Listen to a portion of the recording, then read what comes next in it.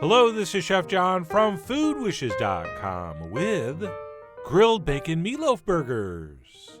That's right, in honor of the upcoming end of summer grilling holiday, I attempted to combine the awesomeness of a bacon meatloaf with the user-friendliness of a burger. And I have to say, for an experiment, the results came out amazingly well. Although I guess I shouldn't be too surprised, since combining bacon and beef does have a proven track record of success. But anyway, let's go ahead and get started. And before we get to the beef and bacon, we have to build the base, which we're going to do with the following ingredients. So into a mixing bowl, we will crack 1 large egg and drop it in from about 3 feet away. We will also go ahead and add a spoon of ketchup, as well as a little touch of brown sugar, and a couple teaspoons of Worcestershire sauce, which I've been told I could just pronounce Worcester sauce, which sounds a little too easy. There must be a catch. But anyway, we'll do some Worcestershire sauce, followed by some onion powder, as well as some garlic powder. And no, those are not onion and garlic salt. That is just simply dried, ground onion and garlic. We will also want to do a little pinch of dried thyme.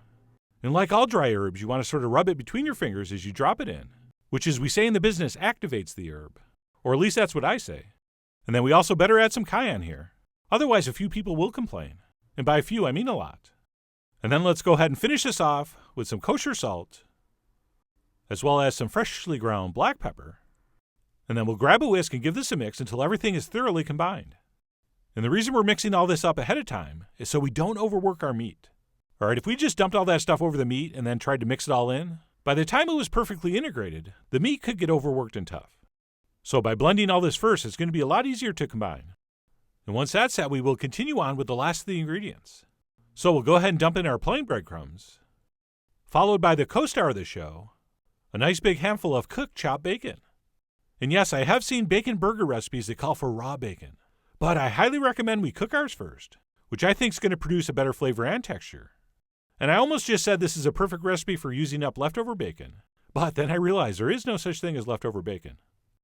But anyway, we'll toss in a very generous amount of cooked chopped bacon, followed by our ground beef, which I do like to crumble in before mixing. And by the way, in case you're keeping score at home, I am using the 85% lean mix, which is generally considered the optimum lean-fat ratio for things like burger and meatloaf. And then all we need to do at this point is give this a mix with our hand until it's just combined. And because we mixed up our seasoning base first, this is not going to be too challenging. Just get in there and mix it until you think the bacon and breadcrumbs are distributed evenly. And while we never want to overmix on purpose, because that would be kind of weird, but even if you go a little too far, relax, it's still going to be beautifully tender. And then what we'll want to do once that's combined is form this into 4 burgers. Or at least that's my suggestion. I guess you could do 6 smaller ones, or 2 gigantic ones. But for me, this recipe makes 4 perfectly sized burgers. And yes, of course I wet my hands before forming these. As you know, damp hands make smooth balls, but they also make smooth burgers. And then if we want, we could cook these right away. But personally, I do like to wrap them up and chill them thoroughly before they hit the pan or the grill. So let's go ahead and fast forward to a few hours later. And we'll go ahead and pop these on the grill, which, by the way, is my second favorite way to cook these. As I may have told you in the past, I much prefer a pan-seared burger to a grilled burger. And I know that sounds crazy to some people, but I will explain and defend myself on the blog post. But anyway, as you can see, I ended up going with the grill. Yes, Chef John finally got a grill, and he was so excited he started talking in the third person. But anyway, we're going to pan-fry or grill our burgers to about medium. And no, this grill was not properly set up for burgers. I was actually trying some with chicken, but I went for it anyway, and it pretty much worked. I mean, I did have a few flare-ups, which was a little scary. I wasn't really scared for the burger, as much as I was for the hair on my forearms. I think you're actually supposed to use some kind of heat diffuser when you do burgers. But anyway, I'll figure that out. In the meantime, we will assume you can figure out how to cook a burger. All right, if they feel soft and mushy, they're too rare. All right, you want to wait till they firm up and kind of spring back to the touch. I'm going to say an internal temp of about 145 to 150 probably is perfect.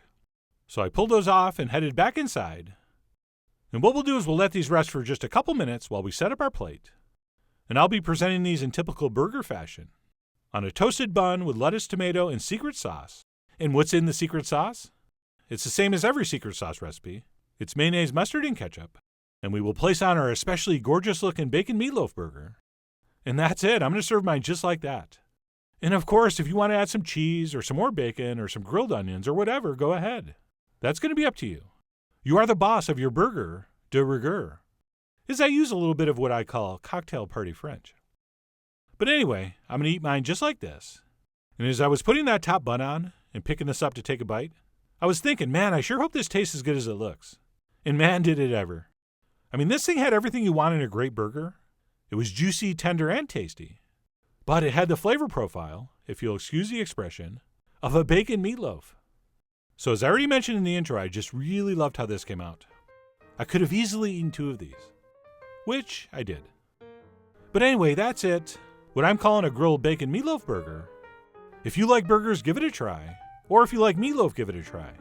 And if you're one of these people like me that likes burgers and bacon meatloaf, then making this is a total no-brainer, okay? So I really do hope you give this a try soon. Head over to foodwishes.com for all the ingredient amounts and more info as usual. And as always, enjoy.